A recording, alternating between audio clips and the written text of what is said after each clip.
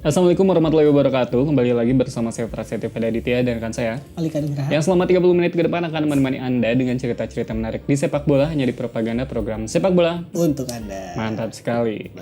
Kak, sebenarnya Kak, banyak pemain top yang nggak main di Piala Dunia. Betul. Nah, ada cerita dari Gianluigi Buffon yang dia itu tidak bisa menahan kesedihannya waktu kalah dari Swedia. Ini tuh waktu 2017 ya.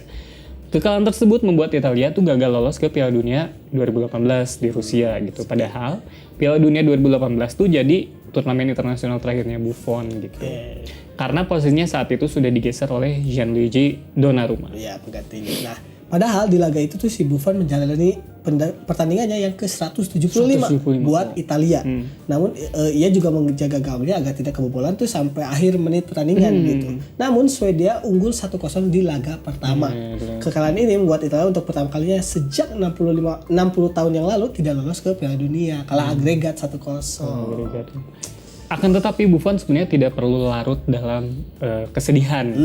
Mantan kiper Parma ini setidaknya sudah merasakan 5 Piala Dunia sebelumnya Kak. Dan sedih banget sebenarnya. sedih banget. Dan pernah mengangkat trofi Piala Dunia pada 2006 lawan Prancis ya. Nah, prestasi yang pernah diraih Buffon di turnamen 4 tahunan ini setidaknya jauh lebih baik dibandingkan beberapa pemain yang hingga akhir karir sepak bolanya tidak pernah mencicipi main di Piala Dunia. Contohnya Bambang Pamungkas. Mau pemain bersinar di liga ini ya, cuma tidak akan pernah bisa. Nah, yang pertama nih ada Alfredo Di Stefano. Nah, Alfredo Di Stefano ini dikenal sebagai striker house goal yang semasa membelanya tim Real Madrid. Dan Kak, striker house goal ini tuh emang berbahaya sih. Karena takutnya gejala diabetes. Karena haus terus gitu. Jadi juga gak bisa puasa dia, haus gol lah, aku puasa. Nah, 5 Piala Champions dan 8 gelar Liga menjadi prestasi terbaik yang pernah ia buat di level klub. Sayangnya ia ini kerap bernasib sial di level timnas. Di Stefano pernah memperkuat 3 negara berbeda, yaitu Argentina, Kolombia, dan juga Spanyol. Argentina ini gak lolos pada turnamen di 1950 ketika si Stefano masih memperkuat Argentina. Masih di sana. Tapi dia tuh pernah ada cerita dihukum sama FIFA waktu memperkuat Kolombia. Aduh. Jadi soalnya dia main di timnas Kolombia tapi paspornya Argentina. Wah, kocak. Dan di Piala Dunia 1954 dia ini dihukum FIFA karena itu tadi main di timnas Kolombia. Jadi di Stefano ini gak main buat Argentina. Ini sama kayak si ibu itu gak sih, gak punya nick. Jadi bisa kemana-mana. Jadi nggak ke detect ya. Jadi dia warga negara manapun dia bisa masuk. Bahkan itu yang si apa sih kepala apa sih Kak yang PPATK aja kan sampai bingung kan kenapa dia bisa nggak punya nick. Kode. Nah, ia kemudian pindah menjadi warga negara Spanyol pada tahun 1956 dan membawa La Roja lolos ke turnamen 19 Lambda di Chile. Iya, jadi inget selain nggak punya nick sekarang dia juga nggak punya duit. Wah, yang itu sama gak punya anak penerus. Gak punya. Kenapa jadi ngomongin rumah tangga orang? Tapi ini walaupun lolos bersama Spanyol beberapa bulan menjelang turnamen ia terkena cedera. Ia terkena lutut waktu itu dan memutuskan pensiun beberapa waktu kemudian. Jadi gak pernah tampil lagi bersama timnas Spanyol. Spanyol benar-benar. Nah, selanjutnya ini ada Eric Cantona. Jadi meski kerap bermasalah, namun tidak bisa dipungkiri bahwa sosok Eric Cantona adalah pemain yang jenius. Jadi dia suka nawar-nawarin gitu. Udah punya jenius. Bukan jenius yang itu dong. Itu pakai Z. Enggak juga. Pakai Z mah tempat bimbel. Itu juga. Beda jenius. Tapi sebel Kak, waktu kan ditanya kayak udah punya jenius belum? Saya kan belum punya kan. Saya bilang udah, mana lihat. Kenapa maksa ya? Aduh. Nah, sayangnya hingga akhir karirnya dia ini tidak pernah merasakan nikmatnya bermain di Piala Dunia. Dia itu 2 kali gagal membawa Prancis lolos ke turnamen 1990 di Italia dan di Amerika Serikat pada 1994. Waktu Prancis jadi tuan rumah 4 tahun kemudian, Cantona ini udah keburu pensiun gitu. Kasihan sih. Yang berikutnya juga ada legend MU nih, Ryan Giggs. Ryan Giggs ini meski sukses besar bersama Manchester United, karirnya menjadi kurang lengkap ketika berbicara mengenai turnamen internasional.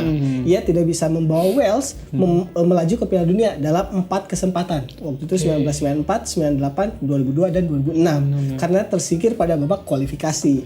Satu-satunya turnamen tingkat dunia yang diikuti oleh si Giggs ini adalah sepak bola dalam pagelaran Olimpiade 2012. Iya, dan itu pun kalau nggak salah bukan Wales-nya, tapi Great Britain kalau nggak salah. Jadi ada Wales sama Scotland ya. Iya.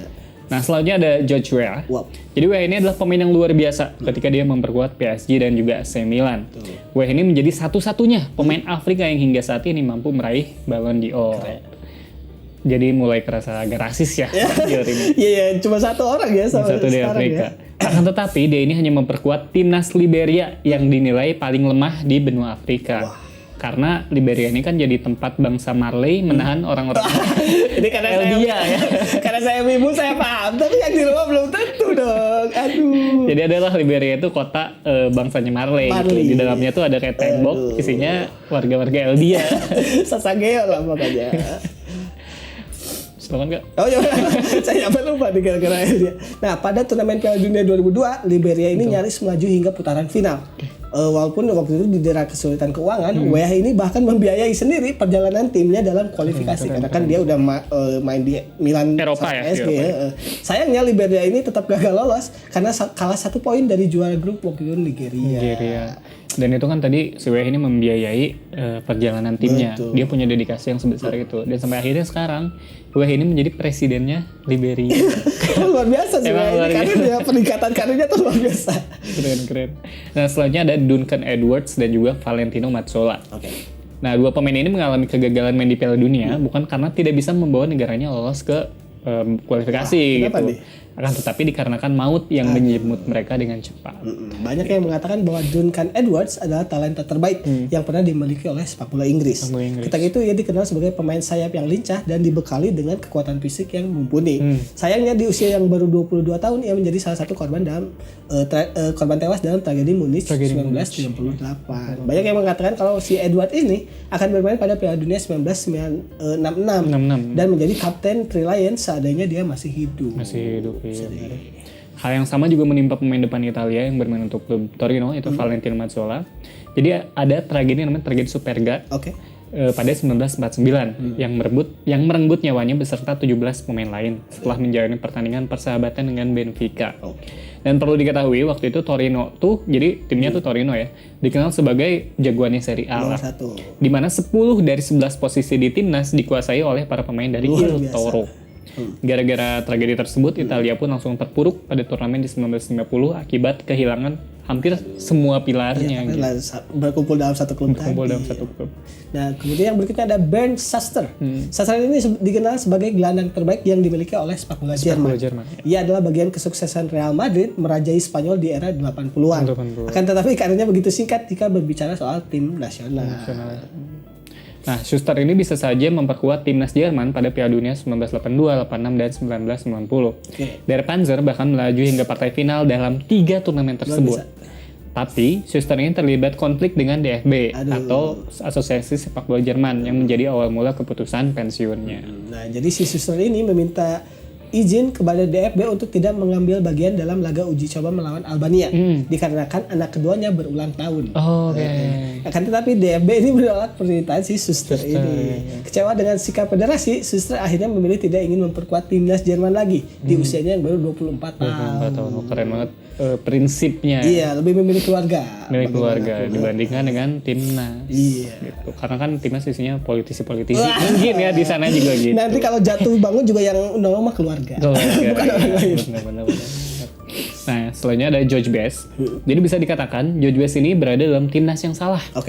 Karena dia tuh kan sebenarnya sukses ya membawa Manchester United tapi dia tidak mampu membuat dirinya sanggup membawa Irlandia Utara melaju ke putaran final Piala Dunia. Ketika Irlandia Utara lolos pada turnamen di 1982, usianya George Best ini udah 35 tahun. Dan dia pun terakhir kali main buat timnas itu tahun 1977, udah lama banget juga gitu. Ditambah lagi kemampuannya menurun dan ketergantungannya pada alkohol. Meskipun ada yang lebih seram. Apa tuh? Ketergantungan pada Cina. Waduh, hutang semakin menumpuk. Agak berat ya. Nah, selain nama-nama tersebut masih ada beberapa lagi legenda sepak bola dunia yang tidak pernah merasakan Piala Dunia hingga akhir karir mereka. Secara ada nama-nama semacam David Ginola, Steve Bruce, Abedi Pele, dan Ian Rush. Itu nama-nama yang biasanya tuh saya sering lihat tuh orang-orang yang sukses di Britania Raya. Tapi dia tuh tinggalnya di Wales, Irlandia, Scotland. Iya, makanya mereka nggak punya kesempatan di Piala Dunia.